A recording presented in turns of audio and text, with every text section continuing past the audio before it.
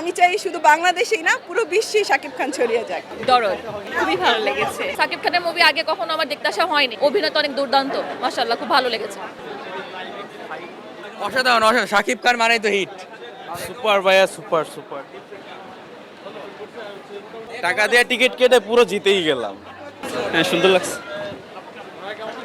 হ্যাঁ, পুরো পয়সা হয়েছিল, অনেক ভালো হয়েছে।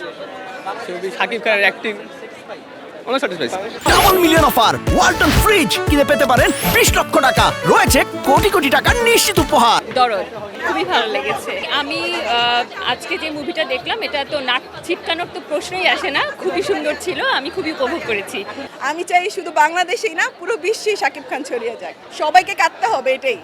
উনি আপনাদের কাঁদাবেন, অন্যরকমভাবে কাঁদাবেন, অন্যরকমভাবে একটা নতুনত্বের স্বাদ দেবেন আশা করি। আর শাকিব ভাই সবাইকে ছাড়িয়ে যাবেন। যেটা সবচেয়ে ভালো লাগছে, যেটার অনেকগুলো ভার্সন আসছে, শুধু সেটা বাংলা ভাষাতে মুক্তি পাচ্ছে না, হিন্দিতেও মুক্তি পাচ্ছে। শাকিব খানের মুভি আগে কখনো আমার দেখতে আসা হয়নি।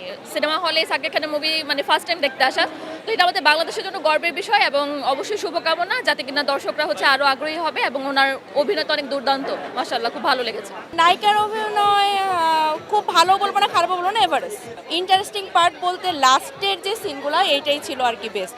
মানে ফার্স্টে দেখে তেমন একটা কিছু মনে হচ্ছিল না যে আগের মুভিগুলোর সাথে তুলনা করা যাচ্ছিল না, বাট এইটা মানে লাস্টের অংশটা না দেখলে বুঝাই যেত না যে এইটাই বেস্ট মুভি বাকি তিনটার সাথে কম্পেয়ার করলে। শাকিব খানের যে রিসেন্ট যে মুভিগুলো আসতেছিল, যেমন হচ্ছে প্রিয়তমা, তারপর আসলে রাজকুমার, তারপর আসলে তুফান, এই সবগুলোর থেকেই এটা আমার কাছে বেস্ট লেগেছে। আমি সবগুলাই দেখেছি, সবগুলো থেকে এটাই বেস্ট। খুবই ভালো ছিল। শাকিব খান আমাদের দর্শকদের আকর্ষণ গ্র্যাব করতে পেরেছে এবং আমরা এই জেনারেশনে যেরকম অ্যাক্টিং চাই, যেমন স্ক্রিপ্ট চাই, থিম চাই, এই সিনেমাতে সব কিছু খুবই সুন্দরভাবে ইলাস্ট্রেট ছিল।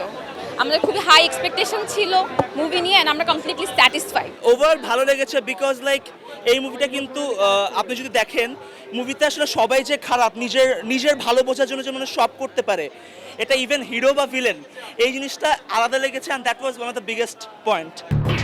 এলো খবরের কাগজ, নিখাত, নির্ভীক, নিরপেক্ষ।